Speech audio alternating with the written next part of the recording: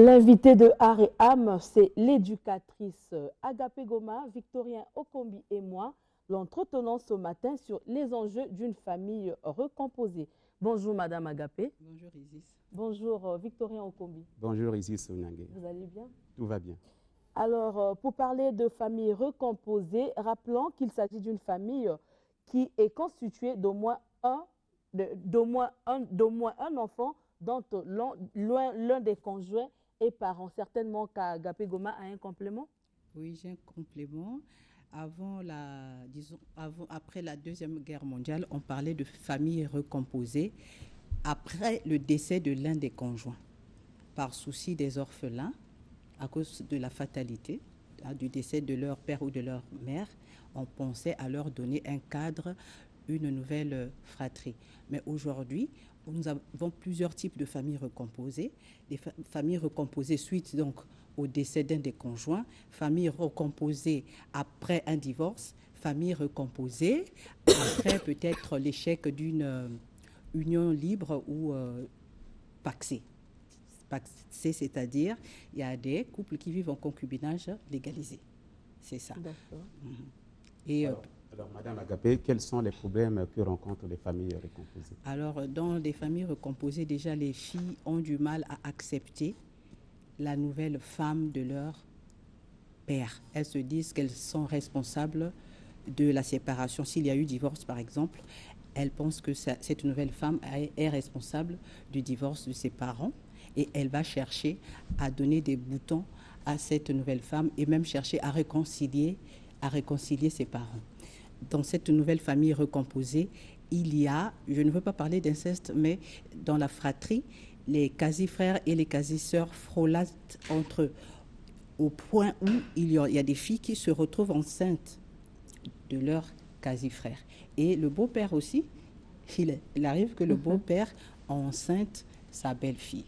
Il arrive également que le beau-fils enceinte la belle-mère, surtout s'ils ont à peu près les mêmes âges. Aussi, si le couple n'a pas défini l'éducation à donner aux enfants, parce que la femme, quand elle arrive, elle avait une manière d'éduquer ses enfants, les enfants qu'elle a eus d'un premier lit. Et si sa foi est différente de celle de son nouveau mari, qui aussi avait sa façon d'éduquer ses enfants, ça va être un clash dans la famille, parce qu'elle dira: moi, j'éduque mes enfants de cette manière. Le père aussi dira: moi, c'est de telle façon que j'ai toujours éduqué mes enfants. Et il arrivera aussi que dans cette nouvelle famille recomposée, la femme vienne seulement pour ses intérêts personnels. Parce que le monsieur, il a un peu de moyens. Elle veut donner un bien-être à ses enfants. Elle veut arrondir ses fins de mois, mettre ses enfants à l'aise. Et il arrive donc que ces femmes-là maltraitent les enfants qu'elles ont trouvés dans le foyer. Il y a une chanson qu'une chanteuse congolaise a eu à chanter il y a quelques années, Mohamed de... Je ne sais pas si vous connaissez, de Pierrette Adams. Pierrette Adams,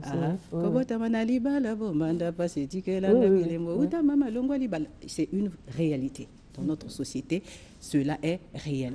Et une femme est allée jusqu'à mettre un fer chaud dans le dos de sa belle-fille parce qu'elle a eu à faire juste une petite erreur. Et entre les enfants, c'est difficile de s'entendre. Donc, sous ce toit-là, il y aura deux clans, il y aura deux familles. Donc, les parents auront l'impression d'avoir une famille, mais dans cette famille, il y a plusieurs familles. Donc, le clan de la femme et ses enfants, et le clan aussi du père et ses enfants. Il y a des familles pluricomposées dans cette même famille recomposée. Je m'explique. Une femme peut venir avec 3 enfants qu'elle a eus de 3 maris différents. Et la même chose pour le monsieur. On dit au Congo que Liba la moana est koufakate. Donc, il arrivera que si elle n'est pas suffisamment forte, qu'elle puisse reprendre sa relation en cachette avec les pères de ses enfants.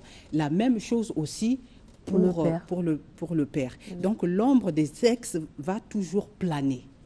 Donc, si vous n'êtes pas fort, ça va être compliqué. Alors, quelle piste de solution adopter pour une famille recomposée? Alors, pour la famille recomposée, déjà, l'homme doit valoriser sa femme. Et j'aimerais soulever un point. On parle souvent de marâtre. Marâtre, c'est seulement le synonyme parfait du groupe de mots belle-mère. C'est tout. Et parâtre, c'est le synonyme parfait du groupe de mots beau-père. Donc le beau-père, le mari doit valoriser sa femme devant ses enfants. Sinon, les enfants ne vont jamais respecter cette marâtre-là. Elle va en souffrir. Deuxièmement, ils doivent discuter sur le genre d'éducation à donner à cette nouvelle fratrie. S'ils ne discutent pas, ça va être des problèmes constants au point où ils vont toujours se séparer. Parce que dans le monde, le taux le plus élevé en matière de divorce, c'est dans les familles recomposées, 60%, contre 40% dans les familles classiques ou traditionnelles. Donc, il y a beaucoup comment dirais-je, de solutions, mais j'aimerais que le couple divise la poire en deux. Il ne faut pas seulement privilégier les enfants. C'est vrai que ici, l'amour n'est pas vraiment pur, parce qu'on se marie pour des intérêts. L'homme veut donner, redonner une nouvelle mère aux enfants, parce qu'il veut aussi quelqu'un qui va lui faire la cuisine. Il veut que quelqu'un fasse aussi la cuisine, donne à manger à ses enfants. Mais l'amour n'est pas vraiment sincère. La même chose pour les femmes. J'ai dit que les femmes sont beaucoup plus attirées par l'argent, par les moyens que le monsieur a. Mais si vous partez sur cette base-là, vous avez déjà échoué. Donc vous irez de famille recomposée en famille recomposée. D'accord, Madame Agapé Goma, nous allons lentement et sûrement vers la fin de Art et Âme. Un conseil au peuple du studio 210? Alors, au peuple du studio 210, je dirais ceci. Pour moi, je pense que c'est mieux de recomposer la famille seulement après le décès. Après le décès du conjoint. Parce que le conjoint, l'ex ne sera pas autour pour rôder et ruiner votre nouveau couple. Et les enfants aussi ne seront pas là pour vous mettre les bâtons dans les roues parce que la mère n'est plus là.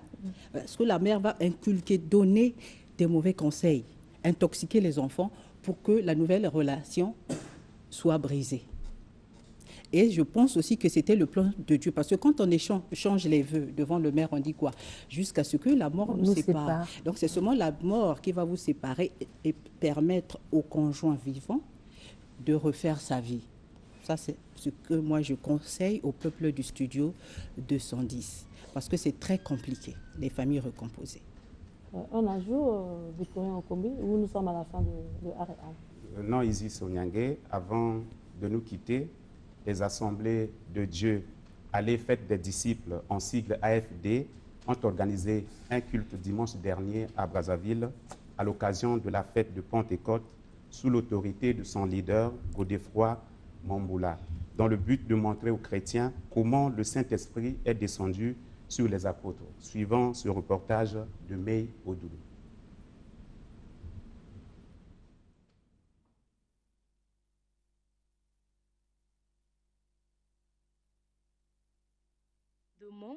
Voilà ce qui a constitué l'exhortation du pasteur Godefroy Mamboula, tirée du livre des Actes des Apôtres au chapitre 2, les versets 1 à 4.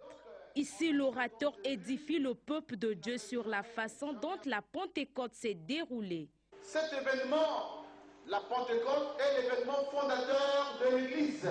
L'Église de Jésus a été fondée sur la terre par l'effusion du Saint-Esprit. Dites Amen.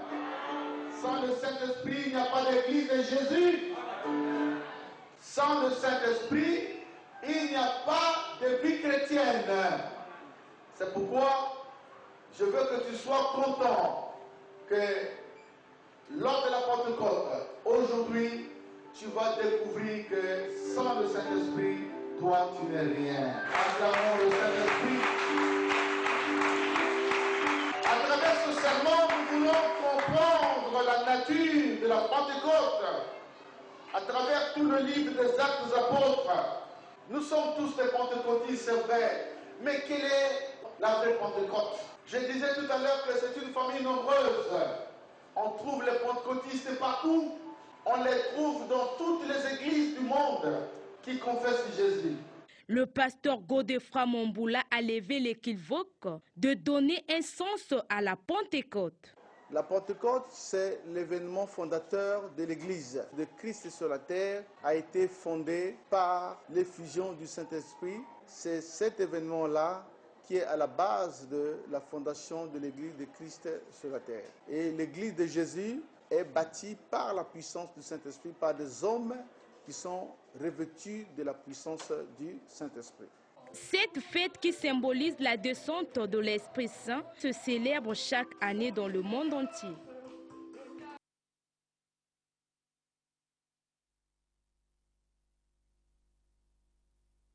Le peuple du sujet 210. Alors, pour me contacter, j'ai une page Facebook Agapé Ngoma, une chaîne YouTube que vous pouvez visiter et je vous exhorte aussi à vous abonner, Agapé Ngoma.